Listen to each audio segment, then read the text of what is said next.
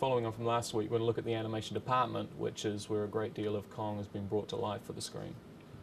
It's the 5th of October, and animation has actually 4 weeks left to deliver all the animation for the show. I think Carl Denham had an easier job trying to make his movie. On this production, just like on a lot of the big visual effects shows now, there's two main ways of getting your animation.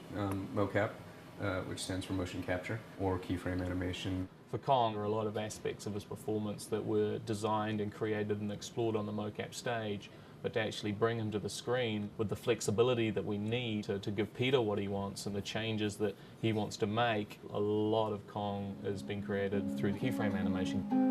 I'm setting some keyframes right now. Use keyframe animation. You animate key poses of the animation that you're most interested in to start with.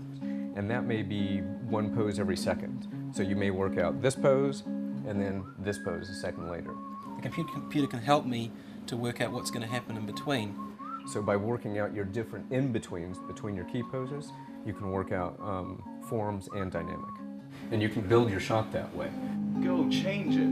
I will. I hope I get an approval tomorrow. The mocap is great because it's the performance that Pete wants. But the motion capture that they did can't really get every little, brow and nuance. So what the motion capture can't do, we can do by hand, which is the keyframing of the face, and give it some nice little subtleties. We look at ourselves in the mirror, looking for small subtleties and little muscles around the nose, like nose flaring. Less is more, and just creating something very subtle is probably the most difficult thing to do. So the simple things that you think you see on the screen are actually the hardest.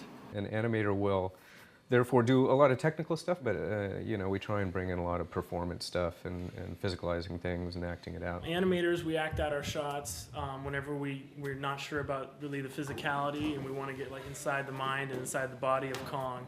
It makes it a lot easier to get your shot done and to get it done quickly. Cam here is going to be the Tyrannosaurus Rex. I'm going to play King Kong. Take a bite at Anne. Yeah. All right. Peter's telling a fantasy here. Yes, we want the power, we want the physics, we want the believability, but we want to be able to go to a more kind of a magical world, add a little spice into things. The thing is with dinosaurs is that nobody really knows how they're supposed to move, so you can take a few liberties there. And we do use reference for that. The reference for a T-Rex, generally speaking, you look at ostriches for leg movements, but I also like to go into the feline world. You can get their tails, when they get angry or they, sense something out there. They can have that focus, and then the tail starts to whip, and it becomes a part of the performance. And that's not going by any kind of paleontology. That's completely fantasizing it, but it makes it more powerful and it makes it stronger. I think a lot of the animators are being challenged more than they have before. The premiere is on the 4th of December, and everyone's here 7 days a week, cranking, trying to get it all done. It's been a lot of hard work, a lot of good hard work. I'm just trying to work out the physics of a gorilla. It's 25 foot tall, chasing a cab. What's a good animator? A good animator, nothing phases them.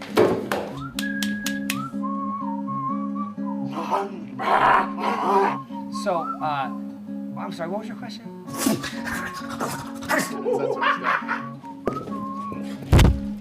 Back to work. I think I'm